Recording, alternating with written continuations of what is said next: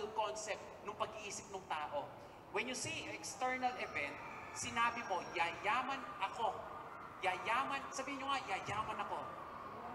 Yan, ganyan ho yung mga walang dating. Parang, yayaman ako, ha? Ganyan ho ang conviction. Ha? Ganyan ho talaga, naiintindihan ko yan. When you say yayaman ako, the reason kung bakit mahina yung salita mo, nalalata ka for the sake of compliance, kasi yayaman ako. Automatic, if ini-filter na ng isip mo, hindi ka yayaman. Hindi ka nakatapos ng grade 1. Nag-gets mo yan? Hindi ka nga sanay mag-English eh. Automatic yun. Subconsciously yun ang dinidictate ng isip mo. Pag sinabi mong yayaman ka, automatic, in span of 0.0 milliseconds, ang sasabihin ng isip mo, no, hindi ka yayaman. Kasi, unang-una, because of memories. Yung tatay mo nga, hindi yumaman eh. Ikaw pa. Because ganyan, or pangalawa, decision. Or yung pangatlo, belief. Or yung pang-apat, values. Lumaki ko sa squatter, pamilya, laging ganon. Government natin, paano kung yayam. Automatic ko yan. So, ang physiology nyo, automatic. Ito ay nangyayari, wala pa sa loob ng isang segundo. Pag sinabi mo, yayaman ka, inisip ng subconscious mind mo, ang tendency, ang reaction nyo, yayaman ako. Automatic po yun. So, the secret po, nung ituturo sa inyo right now, is the entrepreneur mindset. When you say entrepreneur mindset, ang gagamutin natin is your internal. Ang utak po ng tao is parang cellphone. Yung mga hindi nyo nagagamit, junk, kailangan nyo siyang i-delete para pumasok ng bagong ay. Hindi ho ba kaya ako kumabagal ng cellphone? Kasi yung dami-daming nakaload na information, ang tendency hindi nyo na napaprocess. So yun yung power niyan. Sige, tingnan natin ha. We will do this later. So sinabi mo yayaman ka, sasabihin ng isip mo, hindi ka yayaman. So ang reaction mo, natatakot ka. Okay? Let me share you this story para malaman nyo na totoo siya, na ano siya. Last 3 months ago, nung ako po ay nag-NLP, nagmamaster ng Neuro-Linguistic Programming, lagi ina-access nung subconscious mind ko, lagi ko siya naisip yung green pepper. Sabi ko, every time na meron ako, doc, yung kausap, professor, master ng nag-aano kami, yung coaching. Lagi ko naiisip yung yung green pepper. Isipin yung green pepper, lagi ko siya naiisip ha. Sabi ko, every time na magkaano ako ng dreams, ng green pepper lagi yung nakasaksak sa isip ko. Yung green pepper, virus, na hindi ko malaman kung ano yung virus. To the point na nag-session kami ng NLP, kinausap ako, pinakawalan ko lahat, and then this is what I found out.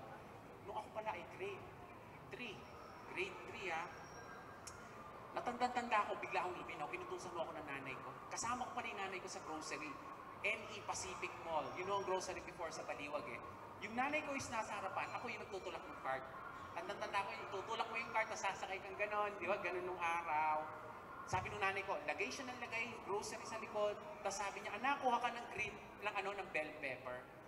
Kuha ko ng green pepper, inilagay ko. Tapos tingin ako ng Yakult ko, Sa madaling salita, naiwan ako ng nanay ko. Nasa cashier na siya. Pagdating ko sa cashier, dala-dala ko yung cart.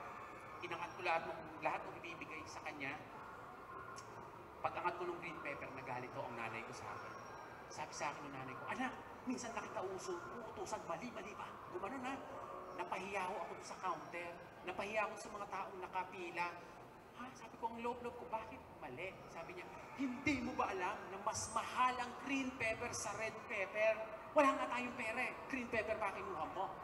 Hindi ko naman alam. The reason kung bakit ko kinuha yung green pepper, kasi mura yon. Gusto ko yung kulay. So hindi ko alam, kulay red pala automatic pag gano'n, So ang ginawa, ibalik mo yan kung saan mo kinuha. Ginanon ako, ibalik mo yan. So kinuha ko, pahiyang-pahiya ako sa cashier.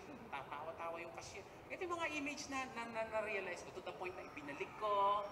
Nakita ko ng mga tao, binabalik ko, kinuha ko yung hiyang-hiya ako nung bumalik ako sa counter dahil matagal naghintay yung mga kasunod, mga ganong story, Lumipas ko yun. Grade 3, ang akala ko, baliwala, After 3 months, actually last Christmas po, sabi ng asawa ko, ako po ay nasa Greenbelt, sabi niya, nauhaw yung asawa ko, nagpabili ng tubig sa Rustan Supermarket. I think Greenbelt 1 po yun eh. And sa Rustan Supermarket po, nataon naman na pinabili ko ng tubig, yung pagbili ko ng tubig, wala akong makitang mumurahing tubig. Puro yung branded na mamahalin 68, 72, may mga ganon. Pagkuha ko ng tubig, lakad akong ganon. Di ba magkakatabi yung tubig, soft drinks, Yakult, beer, prutas, madaan-daan ako, gulay, pagtingin ko ng green pepper ha, green pepper, pagtingin ko sa green pepper, lampas ako ng konti, bigla akong naiyak. Yun, nagluha, bumigat mo yung katawan ko, bakit ako naan sa green pepper? Parang may trauma ako sa green pepper, dahil nga na-access yung NNP, ang ginawa ko, alam nyo, kinuha ko, hinata ko paatras, yung push cart, yung green pepper ho doon, siguro mga 8 kilo. Sabi ko, green pepper, lahat ng green pepper, 8 kilong green pepper ho, binili ko. Ha, taka-taka ho yung cashier. 8 kilong green pepper, isang anong tubig. Tingin siya gano'n, sir, okay na ako. Siguro kulang-kulang 800 yung binayaran ko. Pagkita ng asawa ko, sabi niya, Han, ang dami mong biniling green pepper. Anong gagawin mo dyan? Sabi ko, itong green pepper na to, ipamimigay ko sa lahat ng security guard sa condo. Kasi ang condo namin is 11th floor. Kung 8th floor, kung ilang guard yung madadaanan namin. The reason kung bakit ko sila bibigyan, mayaman na ako. Ha? Mayaman na ako. Okay? Ganito po ang pag-ano ng business. Right now, ang motivation nyo po to set up business is ganito. Because ang dami nyo natutunan, ang dami nyo in-apply, nabuksan siguro yung mind nyo, talagang sa isip lang yan. Ang tendency, humihina po yan. Itutulog nyo 3 araw, 4 na araw to the point na wala na ho kayong idea na parang kayo nagkursilyo. Sino nagkursilyo or nag-retreat? Yung unang mabait ka sa asawa mo kasi galing ka sa retreat, mahal. Pagluluto mo, pagmamasahe mo, no? The next day, pagluluto mo na lang, ha? Sa susunod, bahala ka na, nawala na. Ganun ang kursilyo. Ganon. So, I suggest po, if you really want to set up business, kung gusto nyo mag-bakery, inspired ako mag-bakery kasi umattend ako ng Smera. Ha? Inspired ka, naka-1 linggo, nawawala. Pag medyo nararamdaman yung humihina, kinakailangan ko, meron kayong disruptive pattern. When you say disruptive pattern, kung medyo nararamdaman mo nawawala yung gana mo, at least, bumili ka ng 5 kilong harina, ipag-bake mo ng tinapay ang mga anak mo para ulit mabuhay yung bakery na pangarap mo. Nawala ulit, interruptive pattern. Every time na, kung talagang gusto nyo yung business, kung talagang gusto nyo gawin yung business, always make at least move para ho yung business kumana. Kasi ganito ho tayo no? Meron tayong tinatawag na literary, I forgot the term, literary genius complex. When you say literary genius complex, ang tendency natin, gusto mo lahat perfecto. Bago ako magsimula ng business, kailangan may pwesto na ako, alam ko na lahat. Lagi hong ganun ang dahilan nyo. Lagi hong ganun. Ganito po do not start. Actually, start. Huwag ho kayo magsimula ng business at iintayin nyo ma-perfect, tsaka kayo mag-start ng business. Hindi ho mangyayari yun. Tandaan nyo, if you really want to start business, the soonest time na ma-feed mo, na kaya mo, simulan mo, go na. Kasi I always believe that the Lord will put you to the situation wherein hindi ka handa, pero ihahanda ka during the time na natututunan mo. Tama ho ba yun? Nung ako, pinakasalan ko yung asawa ko 10 years kami mag-girlfriend, boyfriend. Sabi ko, handa na tayo, magpakasal na tayo. Pagkatapos ng 6 na buwan, nagpupukulang kami kung sino mag-uurong, kung sino. It's because ibang chapter po yun. Para lang kung kayo magpapakasal pag nag-business or mag-aanak, you will only experience the real thought of business pag sinimulan nyo na. Okay? You do not start because wala akong ganito wala akong ganon. You start kung ano lang ang meron ka. Yun lang ang secret doon, ha? Because I myself po, when I started my own training company, ang problema ko, hindi ako sanay mag-English. Sabi ko, paano akong kakausap ng ABS-CBN, ng Nestle, ng ganito malalaking kumpanya? Hindi nga ako sanay mag-English. Nag-enroll po ako sa John Roberts Power. Naggastos pa po ako ng 30,000 para lang masabi yung word na comfortable. Yun lang. Ha? Sabi niya, hanggat hindi mo nakukuha yung comfortable na world, hindi ka makakagraduate. Sabihin mo ulit, comfortable. Ganun tayo, comfortable. Ganun ako ng ganun. Sabi niya, alam mo, nilait-lait ako ng teacher ko, pinayaran na kita, nilait ko pa ako, wala ako natutunan. So I decided, English hindi para sa akin. Magtatagalog ako. Ganito what is sad right now, pag nasa eskwelahan ka, anak, mababa ka sa math, ang galing-galing mo na sa English. Pagbutihan mo naman yung math mo para tumaas ang grade mo. ganun tayong magulang. Pero sa real life po, kung sanay at magaling kang magluto at hindi ka sanay magsayaw, hindi mo sasabihin sa sarili mo, gagalingan kong magsayaw. Kung saan ka magaling, dun mo tutukan yung iyong talent. Kung saan ka nag-e-enjoy, dun mo siya gawin. And I believe, pag na-discover mo kung saan ka natutuwa, in spite of sinasabi ng tao, hindi mo kaya yan, lubayan mo yan, wala ka kapupuntahan, ito ang mga gulayat ng buhay mo. When you say gulayat, di ba si gulayat malaki? Tinatakot ka, hindi ka makakamove on, mapifreeze ka, hanggang dyan ka lang. Gulayat yan. Pagka merong tao na nagsasabi sa'yo, hindi mo kaya yan, ayaw ko yan, wala kang kararatnan niya, sasabihin mo sa kanya, ikaw, gulayat ka ng buhay ko. Minsan asawa mo pa, no? Minsan tiyanan mo pa, minsan nanay mo pa. Gulayat ka ng buhay ko. Alam mo, mula ngayon, ito lang masasabi ko sa'yo. Sabihin ko ha, sabihin nyo to. Go, layat! Ha? Go, layat! Ibig sabihin, yung negative na nasisi, go, layat! Ha? Go, layat! These are the things na nagdadangon sa inyo. Kung ang mga tao, sinisiraan kayo, pinupull down kayo, be happy. Matuwa kayo pag sinisiraan kayo, pinupull down kayo. Bakit? It only shows na nasa itaas ka. Kaya ka pinupull down kasi dito ka, hindi ka pwedeng tumaas. Kung merong mga taong nagbabackstab sa inyo, sinisiraan kayo patalikod, matuwa ka. Dahil ang ibig sabihin mo, nasa harapan ka. Kaya ka nga binabackstab eh. Hindi ka pwedeng i-backstab ng front, di ba? Di ba? So you need to notice, sinabi ko, hindi ko kaya mag-English. Lord, sabi ko, kayo ang bahala, hindi nyo ako pinagaling sa English. Bigyan nyo ako ng ano. Actually po, pinakinggan ni Lord ang dasal ko. In-invite ako sa simbahan ng San Agustin para magbigay ng training sa 10 CWL. Sino ang sa CWL dito? Yung CWL, sila yung mga matatandang 60 years old pataas na nag-aayos huyatan gamit ng pare. Sila yun eh. Okay, nung nag-talk ako ganyan, 10, wow, sige Lord, okay na ho yung 10. Pag-talk ko sa kanila, 4 ho doon natutulog. Ha? So, 6 na lang ang pag-asa ko. Ha? Yung 3 doon, umuwi dahil hinahiglad, ha? To the point na 2 lang ho yung nakinig, hindi pa niya naintindihan. Sabi ko, sometimes gano'n, The Lord will put you to the hardest, down. To the point na hindi ka makakaahon. Pero if you really love it, kailangan parinig mo yun. Ha? Because the determination does not prove your weakness. Always remember this. Your weakness is not God's rejection on you. Pag hindi ka sanay mag-English, hindi yan rejection ni Lord. Pag hindi ka sanay mag-math, hindi rejection ni Lord. Pag hindi ka sanay sa ganun, hindi yan rejection ni Lord. Your weakness is not God's rejection. It is God's redirection. Hindi ako sanay mag-English, hindi ko nakitang weakness yon. Meron mong tumawag from DTI. Mandaluyong, tanda ko to. Nung tinawagan mo ako ng DTI Mandaluyong, Sir, baka pwede kayo magbigay ng talk sa businessman ng DTI. Ha? Pinagandaan ko yun. English. Papasikat ako. Nag-long sleeve, nag-leather shoes. Pagdating ko sa Mandaluyong, nasaan mo ang venue? Sa barangay hall. Na hindi aircon. Sabi ko, okay. So, nasaan mo ang audience? Kaya na po. Naka-short, naka-sinelas, naka-sando. Sir, ano ang profile nila? Ha? Nagpi-fishball, nagbabanana queue, yung iba nagtatago sa utang. Diyos ko, ang i-prepare ko, family business, corporate setup, English. Sabi ko, paano ko ako isisingit yung rito? Paano ko isisingit dito yung board of directors? Diyos ko, banana yung tinda mo, magbo-board of directors ka pa ba? Ha?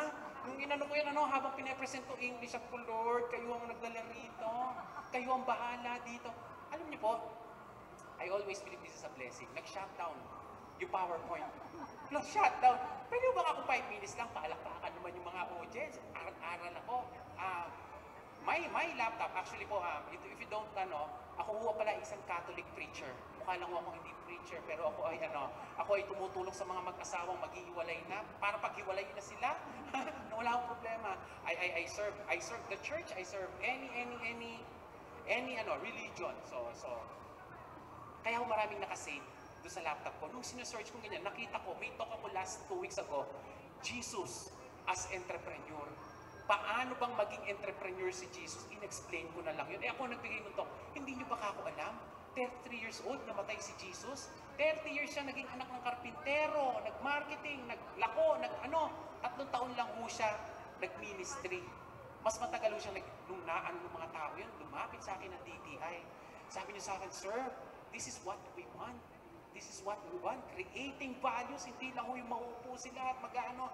And thanks God, really, ibinigay ko ng DTI ang buong Pilipinas. At ang gusto ko ng DTI, Tagalog. Tagalog. Tagalog po. Because I believe,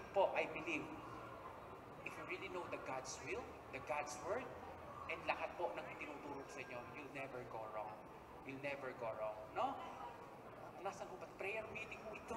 Magsasayo ko ang lahat. So, bro, ano ba? Sorry, I need to tell you this. I prepared 150 slides. Kaya lang, hindi ko na hindi ko na, pangatlo pa nga lang ko yan. So, skip na natin to. Si Jim Carrey, these are my, wag yun ang pansinin yung pawing dito nung araw pa ko yan. Sige bro, lipat na natin, So, God's will is prosperity. Lahat ang gusto talaga ni Lord, maging mayaman ka, okay? Okay, let me ask you this. When you say prosperity, eto ho dapat ang mindset ng negosyante.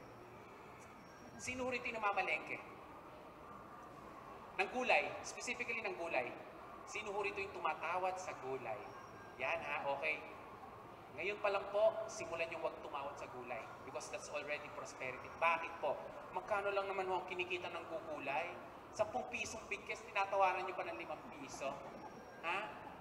If you really want to have prosperity mindset, yung 5 piso, hindi nyo naiintindihin. Hahayaan nyo na sa maghapong nakaupo. Di man lang makaupo, di man lang makatayo na tao.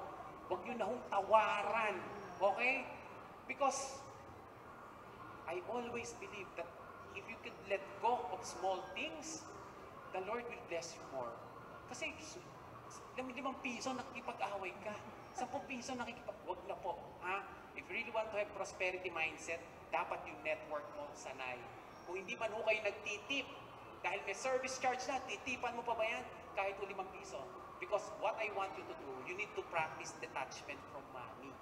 Para ho, lahat ng kasi po I always believe, pag nag-business ka, 3 ho ang pwedeng pagsimulan. Isip, puso, at piso. Tandaan nyo, yung laging nilang sinasabi, kailangan mag-start sa piso. Kasi kung walang puhunan, wala kang business. Like me, hindi ako naniniwala doon. Dahil po pag ang dami-dami ho diyang memorial plan, kung gusto nyo talang mag-business, aralin nyo lang yung memorial plan nila, makakapagbenta ho kayo. So, piso is not.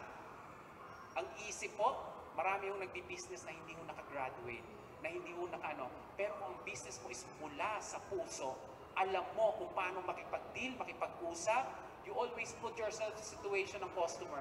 That's the secret. Okay? Kaya mo siyang So these are the things na ito daw pong side na to is prosperity mindset. Pag nangarap ka, gusto ko mag-scuba diving. Yan. Ito daw ho yung poverty mentality. Yan So next bro. I think for picture na lang yan. Ayan. Pag raw humayaman ka, kaya mo iskubahin yung likod mo. Kaya meron dito, pag hindi pa raw kayang mayaman, hinihilod pa. Actually, this is what, kagabi po, nung sinundo ko po yung anak ko, this is, you need to observe this. Sabi ko sa asawa ko, magtotok ako sa Divisoria. Akala ko, karap ko sa Divisoria, mahihirap, mayayaman pala. So sabi ko, kaya ako yung pwedeng ibigay ng na tip dyan? Ano yung literal na ginagawa ng mayaman sa mahihirap? Dumano kami sa Dasmariñas Village. Dahil doon ho nag-aaral ng anak ko. So may sticker kami kahit summer. Daan ho kami, gabi. I found out po, really, you want to try this. Pagdaan ho namin sa Dasmariñas Village, yung mga bubultuhing mga bahay po doon, ang ilaw lang ho nila, kakapiran ko. Yung konting spotlight lang, pansin nyo, madilim yung loob, may konting shade. Sino yung nakapunta sa bahay? I'm sure ang bahay nyo, gano'n na, Konting bukilya lang. Pag nagpunta kayo ng hotel, madidilim. Pero yung hallway lang yung hindi mo ba gano'n? Sa atin ano itsura ng bahay natin? Palitan mo ng malakas yung bukilya, ang hina. Nilalakyan ko yung backlight. Tama? Tama po. What I found out po sa mayayaman? This is really true. Pagdating ho nila, stress from work, stress from everything. Ang warm, yan yung warm po na ilaw creates relaxation. Nare-relax yung mind mo. Pagka galing ka sa napagod ka at warm yung bahay mo na hindi mo ganong na dim light, ang tendency mo, upo ka lang sa sulok, mag-reflect, yung automatic, yung control ng body mo, ng mind mo, nagiging relax na. Kaya pansin nyo, pag nagre-recollection, nagre-retreat, anong sinasabi ng pare? Hintayin na natin maggabi. Hintayin na natin, o diliman nyo yung ambience. Di ba ang hirap mag-reflect pag sobrang liwanag or open na ganito? Kaya ho kayo kino-confine, kino-confine, hinihiwalay. Kasi ang mayayaman, uupo lang sa sofa nila, ganyan, okay? So tayo. Yung mga may bar light mo dyan, ganito ang nangyayari sa atin. Pagdating ko sa bahay, dahil bar light ang ilaw mo, Diyos ko, kanina ko pa inuutos yung urungin. Hanggang ngayon, hindi nyo pa nauurungan. Nagagaling. May ipis, may lahat nakikita nyo. Hanggang ngayon, yung sapatos na may medyas, hanggang sa lahat yun napapansin nyo. So, ang tendency ng control ng mind niyo, puro negative. Puro negative yung lumalabas. So, I believe po, ginagawa ng mayaman, So, sinishare ko sa inyo kung ano yung ginagawa ng mayaman. O, may natututunan mo ba kayo? Because I want you to get rich. Sige, bro. Medyo mahaba-haba pa yan. 400 slides pa. Sige, next. Ano lang to? Picture lang. Ayan, one of the characteristics po nung ating yung ating entrepreneur, you need to be creative. You need to be creative. Creative. Ganito po, nagtitinda ng gulaman si Marta sa eskwelahan. Nakikita mo pinipilahan. Ang tendency, dahil kayang-kaya mo magtimpla ng gulaman, maggugulaman ka rin. Ang akala mo, yung timpla ni Marta, makukuha mo. Ang tendency, hindi mo siya makukopya, maiirita ka. Alam mo yun, ito ang secret kasi. Actually, this is the yung challenge sa ating mga Pinoy. Pag nakita ho kasi natin na malakas yung kakumpetensya or malakas yung negosyo, ang tendency, kokopyahin mo. Which is true. Di ba? Mineral water, napuno na ho yung baryo namin kung ilang mineral water, toasted siopaw, puro toasted siopaw, si Hylin, ayun yung babarbell, ano pa nun bro? Heidelin ko, yung nag-weightlifting, yung nanalo sa silver bronze medal, Heidelin, Diaz. Alam mo yun, si Heidelin Diaz, si laki ni Palito, lahat gusto pansin nyo, lahat weightlifting naging si Pacquiao nag-boxing, lahat ng tao, lahat ng Pinoy gusto mag-boxing. Akala nila kaya nila yon. I always believe in creating business. Ito lang po. Huwag. Ano yun? Punan ang hindi kayang ibigay ng kalaban. If ever na mangongopya kayo, you see to it kung ano yung hindi niya kayang ibigay na service, na value. Huwag lang ho yung kopya. Kaya ho, ang tendency ko minsan, ang regular startup ng business natin, kinopya ko. Nag-set up ako ng business. Itinayo ko siya. After nun, gusto ko yung idea, mangungutang ako sa Bombay, sa bangko, para sa puhunan, nangutang, na itayo yung business. Tapos, pag natayo na yung business, ibubuksan mo na yung negosyo mo. Ang tendency, titingnan mo ngayon kung marami bang bumibili o hindi. Pag konti lang ang bumili sa'yo, in span of 6 months, ano ginagawa mo? Sinasara mo na. Tama, sinasara mo na because kinopya, nangutang, tiningnan kung bibili rin or kung same taste, nagsasara. Ideally, yun po ang lumang tradisyon. Ang bagong tradisyon ng ating pagbibusiness, magsimula ho muna kayo sa customer service experience. And this is what Steve Jobs did. Ang sabi ni Steve Jobs kay Nokia, ang dami na nagre-reklamo sa cellphone mo. Way back bago pa lang siya. Kasi yung cellphone mo raw, ginawa mong ABCD, QWERTY, iba-iba na, nagtitigasan na sila. What if, sabi ni Steve Jobs, mag-create ako ng isang cellphone na isa lang ang keypad, pero nandun na lahat, music, ganon-ganon, isang screen lang, ganon-ganon. Sabi ni Nokia, hindi matutupad yan, ganyan-ganyan, to the point na, and then, it came 3G. It came iPhone. Anong iPhone na ba ngayon? iPhone 7. Nasa na ho si Nokia? It's because nakita ni Steve Jobs na inuna niya ang customer at reklamo ng customer, nag-create siya ng produkto that would fit customer. Nag-gets niyo yun? Kahapon po, nabasa ko, ang Apple po is $800 billion in asset. Kaya nung bayaran ng utang ng Pilipinas. Triple, doble, ganun ka Okay. Sa pagsiset up po ng business, always look for ways kung para malesen ang painful in payment. When you say, typical sa customer, pag may biniling purchase sa'yo, nagbabayad ka, literal po pagbayad, yung moment mo na bibitawan nung customer yung pera niya, meron nung psychological effect yon. Ang naglalaro sa isip nun, worth ba itong binayaran ko? Ganyan. Okay. Ganyan no painful of paying. Hindi nyo nakikita yon. Hindi nyo nakikita nung moment na yon kasi ang tendency, bago sapatos ko. Alpha state yung mind mo. So, mas ina-entertain ng isip mo is bago. So, yung painful paying, baliwala. Pero pag naisuot niya yung sapat, parang mali yung ba't ito ba yung napili? Bumaba na yung ano niya. Okay? Ganito po If kaya nyong tingnan kung paano malilesen yung painful payment. Just to give you example. Before nung nagtataxi tayo, yung typical na taxi, pag sakay mo sa taxi, 40 pesos. Start ko na po, ma'am sabi ng driver yung metro. Pag click ng metro ganon, 40 pesos, 100 pesos lang ang laman na bulsa ko, sakay makakarating to. Di ba? Habang umaandar, 42.50. Layo ng konti, 42.50. Every time, sino yung ganon? Yung tinitigos ko, 100 lang ang laman ng ano ko. Inabot ka na ng 99.50, manong, dito na lang po ako. 3 kilometro na lang, lalakarin mo na lang dahil 100. That's painful. Nakikita mo mayang-maya yung metro, naiirita ka doon, hindi mo na, pero naku, naano ka na no, psychological. Pag nagbayad ka, painful, nagbayad ako, hindi man ako nakarating sa pinaroroonan, ganun no. And look what Grab and Uber did. Ang Grab at Uber, ano ang style niya ngayon? Magkukuha ka lang ng 246, i-click mo lang, credit card mo pa. Diba? Pag upo mo sa Uber, may sarili kang driver, walang metro, tama, walang metro, tapos hindi baling mahal. Convenient naman ako.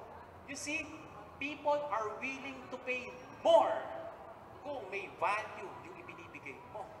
Di mo ba? Pag kumakain kayo sa Jollibee, pagpasok nyo sa Jollibee, Jolly Hotdog, na-realize nyo ba is Jolly Hotdog is 60 pesos, hotdog at sandwich, 60 pesos, kain, order, naka 100, plus ka, bayad, kain ka, enjoy ka, Jollibee, Sunday, enjoy. Tapos ang tendency, labas ka na, tama?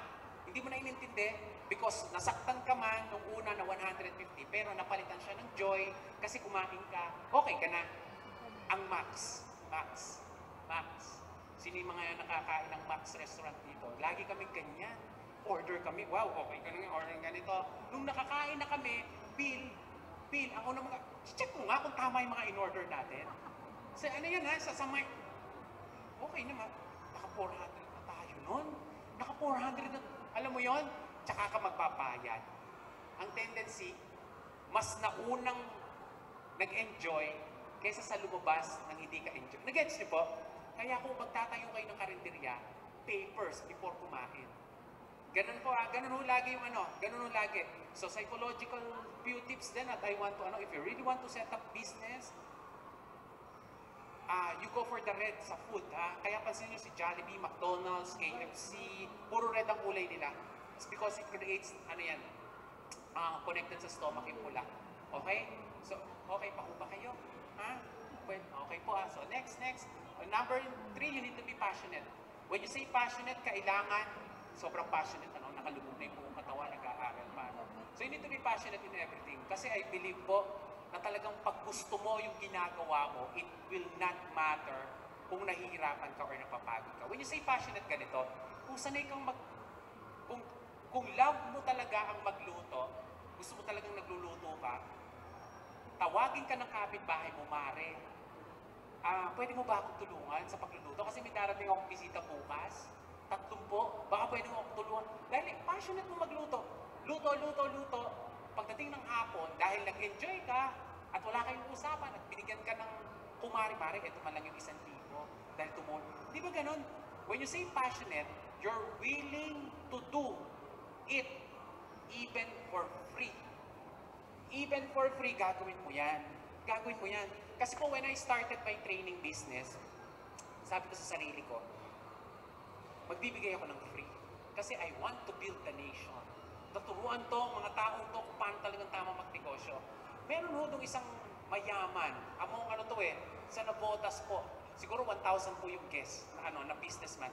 May lumapit sa akin, sabi niya, Sir, ang ganda ho nung talk nyo. Gusto kong dalhin to sa sa company ko. Ganun ang approach niya. Sir, may tanong lang po ako. Nagbibigay ho ba kayo ng free seminar? Free seminar, ah?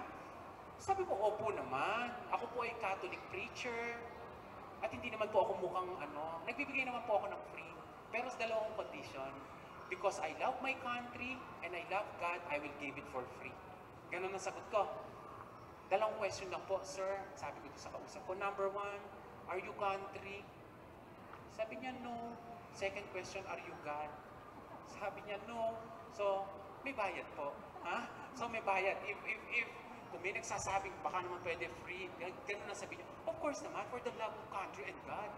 Ha? Are you God? Are you country? So, ganun siya. And really, before I forgot, Filipino customer loves free. So pag magbi-business kayo, free.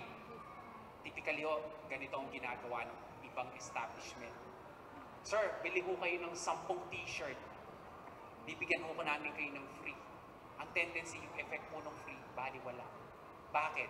Psychologically, pinagbayad mo muna ako, tsaka mo sa akin ibibigay yan. Kasama yan sa binayaran ko. Tama? Tama? Okay. In giving free, kailangan ikaw muna yung magsakripisyo bago ka magbigay. Okay? Let me tell you this story. Anak ko, naging anak ko, kawawa, anak ko, 6 years old. Nagmamadali ka during Christmas, sabi ko sa anak ko, anak, pure gold. Mag-meet tayo dito, ha? Kukuha lang ako ng pasta for macaroni, kumuha ka lang ng cereal mo at milk mo. Sabi ko gano'n, 5 minutes, nakuha ko yung macaroni ko, pagbalik ko, yung anak ko, wala pa. 5 minutes, 10 minutes, wala pa, nag-worry ako. Sabi ko, nasan yung anak ko? Pagkita ko, siguro may kiosk na malayo lang ng konti. Nakaganon yung anak ko maliit. Nakaganon. Gaganon-ganon, kita ko yung likod. Anak, sabi ko gano'n, di ba sabi ko sa'yo, you go to where saan tayo mag-meet, dapat hindi ka lumalayo. Tapos pakita-kita ko, merong mga ham na nakatusok dun sa stick. Sabi niya, Daddy! Sabi niya gano'n, libre! Kain siya. Kain, inilagay doon sa plato.